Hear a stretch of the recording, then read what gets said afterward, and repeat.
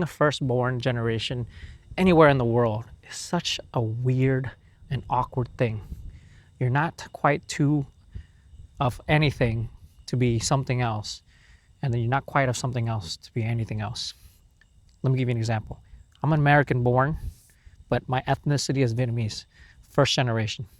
I'm too Vietnamese to be American when I was growing up, and I'm too American to be Vietnamese as I was growing up as well. It was hard for me to relate, to have an identity. I was bullied for that in school, and I was also bullied for that while I was at home with my family members.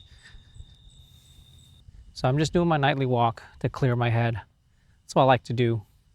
I was just thinking, like, damn, I've really changed a lot. When I say change, what I mean is the way I think, the way I see things. I'm a first generation born American. My parents are from Vietnam. Now, you can insert that anywhere. You can be firstborn European, but your parents are from China, whatever, doesn't matter.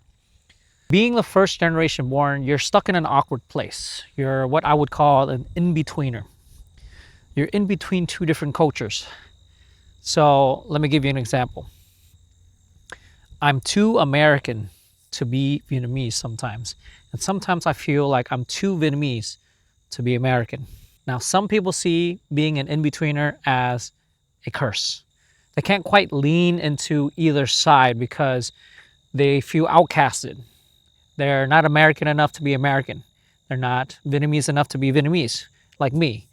Growing up, I couldn't fit in with American kids because I would get bullied all the time. They would call me Ching Chong. They said I ate dogs. They asked me why was my eyes like this, even though my eyes clearly isn't. And then I was too American to be Vietnamese. My Vietnamese family would speak Vietnamese to me, and I wouldn't understand some of the things they said. And then there were some things that they did that I didn't like. So I always fought with this identity crisis. I didn't know what I was. And as I grew up as a child, I started to hate being Vietnamese. I hated every aspect of being Vietnamese. I hated our language. I hated our mannerisms. I hated our values. I didn't want to become a doctor when I grew up. I didn't want to go to school. I wanted to do something else. I didn't want to date a Vietnamese girl. And I thought superstitions and feng shui and what we call in Vietnam, phong thủy, very silly. So I started leaning heavily into the American side of things. Not till about 7 years ago, I started really understanding the struggles that my parents went through. Getting over here to America and then trying to survive here in America and what they gave me.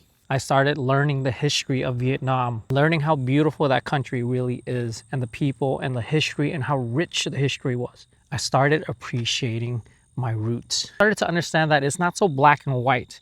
You can appreciate your roots and love being both Vietnamese and American at the same time.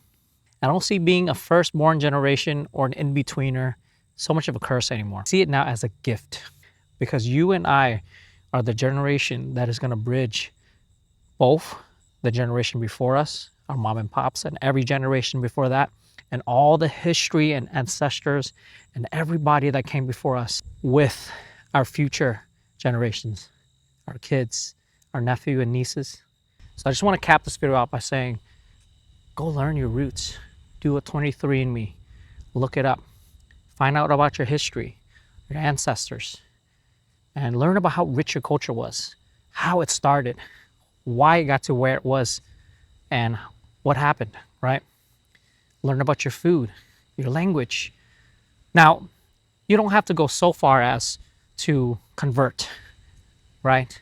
Because I was born a Buddhist. My family raised me as a Buddhist. But as I grew up, the American side of me, I was more in touch with Christianity. So I converted.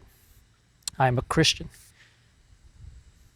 But learn about your culture, learn about your history, learn about the struggles your mom and dad went through. I'm going to talk about my mom and dad's history and their struggles and what we went through in a different video. Maybe you'll appreciate it more. Maybe you'll dislike it more. It doesn't matter.